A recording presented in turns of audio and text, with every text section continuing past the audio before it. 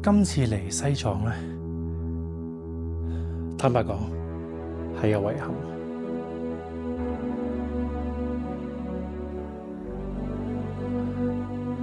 我唔知道我有生之年呢，仲有冇機會再嚟一次西藏，但係我希望有嘅。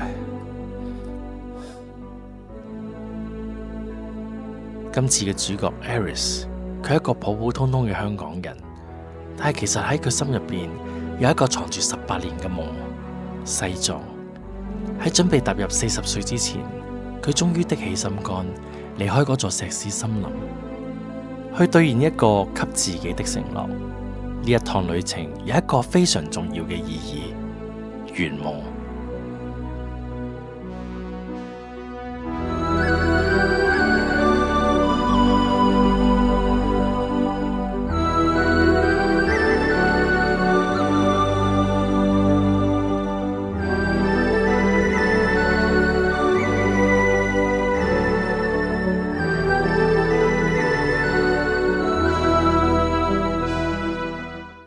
以前呢度有個古老嘅名吐蕃。1300年前，松贊干布喺呢度建立政權。嗰陣時，人騎住母牛，跨過連鷹都飛唔過嘅山脈。時至今日，吐蕃變成西藏，而家呢度住住360幾萬人，4000幾年嘅文明喺缺氧嘅空氣入邊慢慢沉澱落嚟。120萬平方公里嘅土地上，有最繁華嘅信仰，亦有最簡單嘅生活。呢度唔少人過住同祖先一樣嘅生活。點解古往今來越難去嘅地方越多人想去？因為呢度唔只係一片土地，佢係一面鏡，照出你心入邊最想知嘅答案。我哋嘅主角今次闖入呢片古老嘅吐蕃大地，佢想揾到嘅又係一個點樣嘅答案呢？由深圳飛到青海西寧，海拔2200米，亦都係青藏鐵路嘅起點。Aris 一落到機，呼吸到第一口乾爽嘅高原空氣。嚟到西寧，高原之旅正式開始。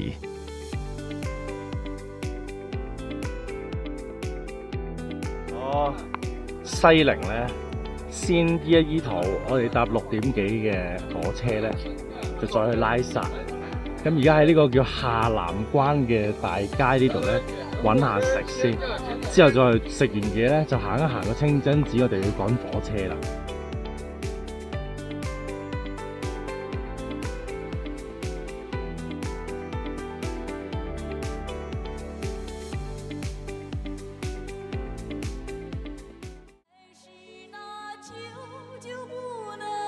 由青海西寧去拉薩，全長接近2000公里。青藏鐵路亦係世界上最高嘅鐵路，最高會經過海拔5072米嘅唐古拉山口。火車穿過凍土，爬過昆崙山，翻過唐古拉，全程大約21小時。青藏鐵路嘅途上可以見到漫山遍野嘅牦牛同壯羊，亦都會見到昆崙山脈同埋唐古拉山。喺呢21個鐘，每一分鐘都係風景。呢一種視覺盛宴帶嚟嘅衝擊，係語言無法表達。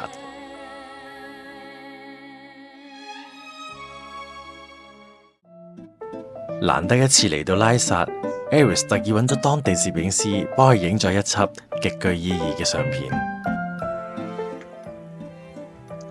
今次係第一次着呢一個藏族嘅服裝，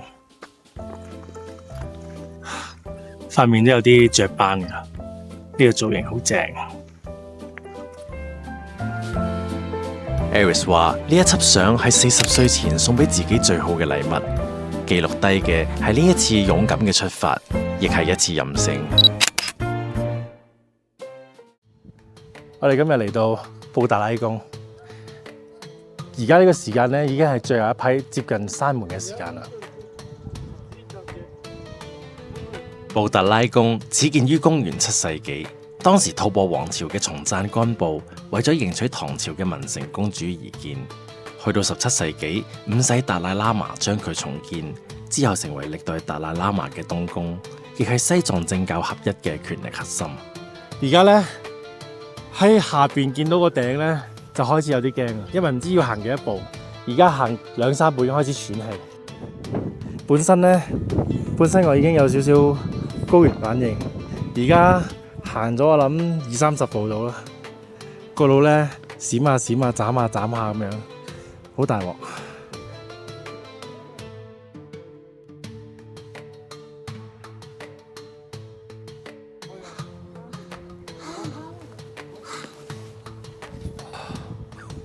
哇！真係頂唔順啦，仲有幾遠啊？真係唔容易啊！最後剩翻我咋，頂硬上。我而家踎低起身見頭暈，未老先衰。終於上咗嚟啦！入咗去之後咧，就唔能夠再影相噶啦。但係依家咧飲啲可樂補充下，搞唔掂。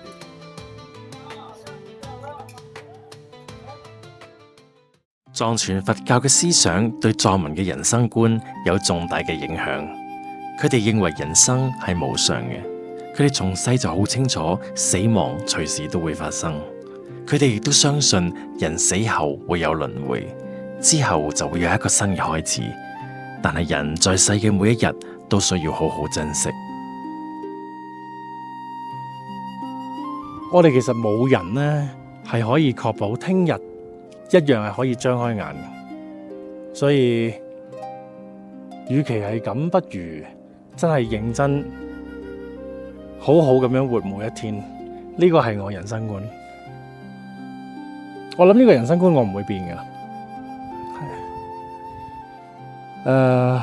嚟到呢度咧，去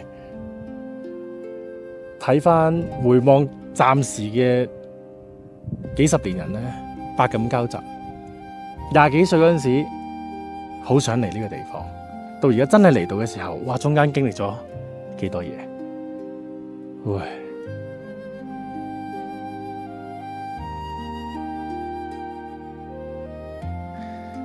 嚟到呢一度咧，你係會學識到一樣嘢，做人千祈唔好自以為是。喺大自然嘅威力下邊咧，高原嘅威力之下咧，唔到你認叻嘅。喺嚟到拉薩呢幾日，唔係頭痛就係喺頭痛嘅路上面，所以不斷重複係去吸氧氣啦，食高反藥啦，辛苦嘅。但係你問我，辛苦係辛苦，但係值得。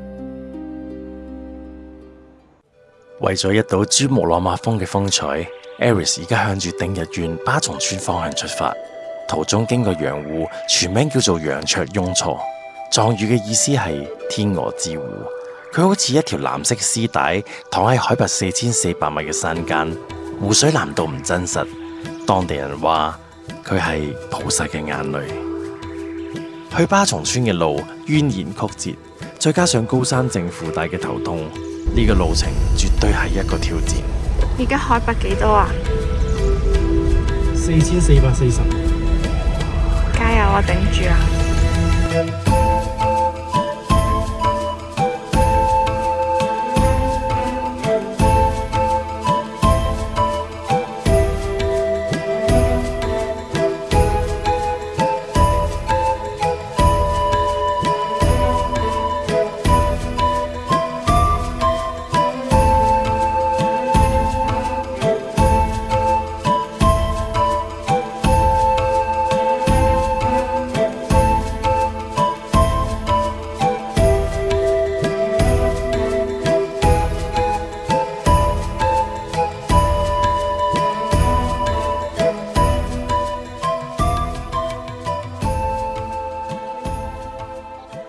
由日喀則揸咗5個鐘頭車，經過無數嘅彎路 ，Aris 終於到達加烏拉山口，海拔5200米，係通往珠穆朗瑪峰嘅最高點。日落時分，佢企喺觀景台上，眼前5座8000米嘅高峰一字排開。呢一刻，壯觀嘅美景成為咗高山症嘅最佳良藥。我哋會經過一個叫加烏拉山口，其實都5200米，嗰陣時就係差唔多日落啦。西藏嘅日落好夜嘅，差唔多成8點鐘先日落。哇！嗰時個日照金山打落去嗰啲珠峰，望住嗰群嘅雪山咧，嗰個感覺哇好感動！我終於嚟咗。細個就係睇好多即係教科書成日話啊，世界上最高嘅山係咩啊？珠穆朗瑪峰。哇！今日企喺度望到，哇，好壯觀喎！真係。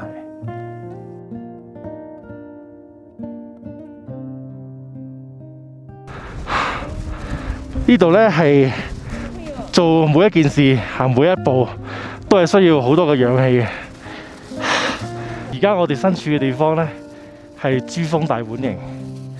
依家後邊咧嗰個地方唔知大家睇唔睇到，就係珠穆朗瑪峰，全世界最高嘅山。對於我嚟講咧，我應該唔會登頂嘅，但係我覺得嚟到呢個珠峰大本營已經係完成咗我極致嘅極限嘅啦，已經我完成咗噶啦，已經係啦。你能夠睇到呢樣嘢都犀利。我哋喺巴松村趕路翻去拉薩，揸咗8個幾鐘頭車。咁啊諗住咧係之後係趕路咧係去林芝睇桃花嘅。咁啊冇辦法啦，之後頭痛到不得了。咁就喺9號嗰日咧，4月9號嗰日咧，就去咗拉薩市人民醫院，咁檢查照埋 CT， 肺水腫。咁之後嘅行程咧就冇得繼續啦。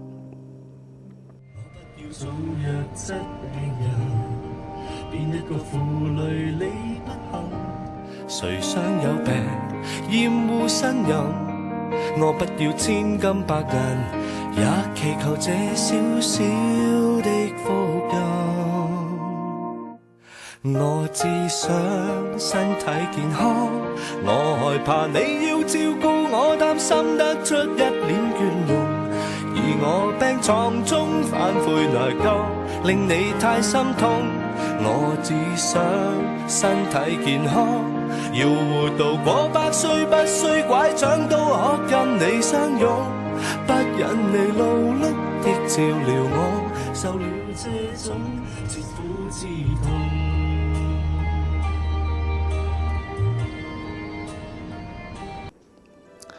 我屋企人視像我，佢話你嚟一次西藏咁高危嘅地方，搞到肺水腫，你有冇後悔啊？你有冇後悔嚟呢度啊？